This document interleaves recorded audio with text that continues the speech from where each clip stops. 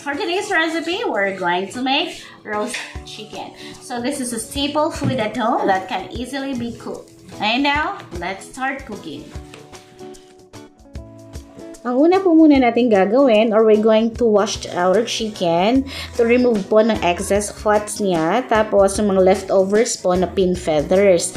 Syempre, kailangan din po natin yan banlawan inside and out.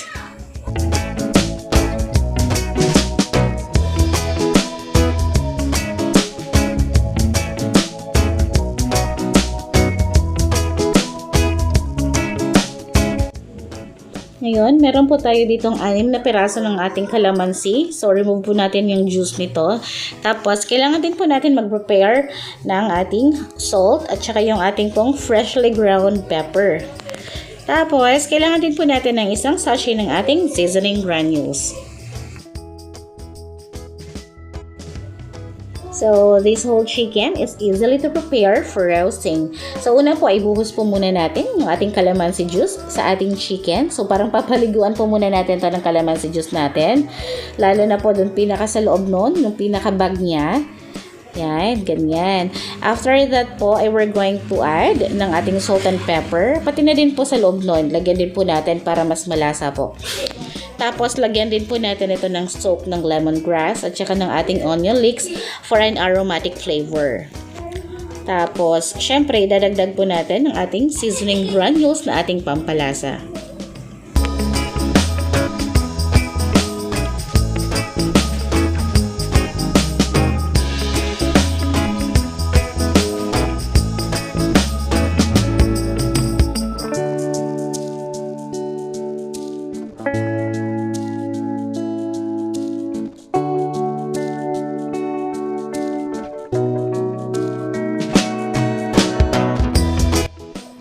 After nyo po may lagay lahat ng flavor sa ating chicken, you can tie the legs together with a kitchen twine.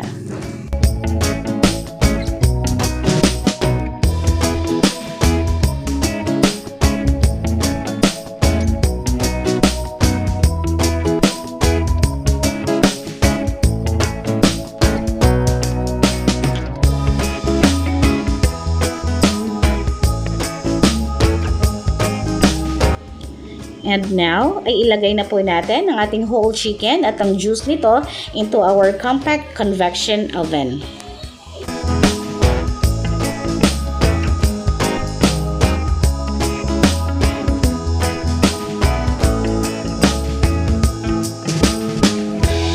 So after that, we're going to roast our chicken for an hour and a half, and then the temperature will be 165 degrees Fahrenheit.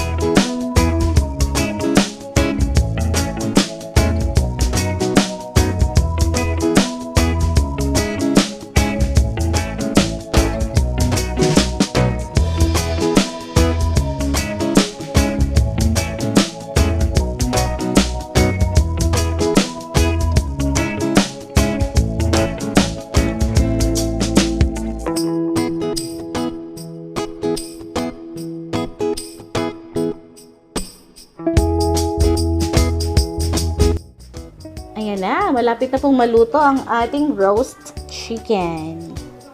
Yuhu! Tapos, ilagay na po natin to sa ating plate. O, diba? The stuff is a deep golden brown outside. So, let the chicken rest for about 10 to 15 minutes before cutting and enjoy your meal.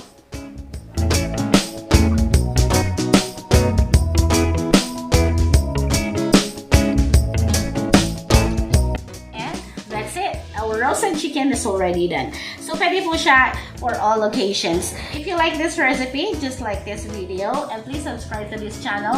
And don't forget to hit the notification bell for more updates. Ito po ang muli si Lorna Hermosillo na nagsasabing ang mga bagay-bagay ay napag-aaralan yan. Basta, may tiyaga ka lang. Thank you so much for watching and I'll see you again next time. Bye!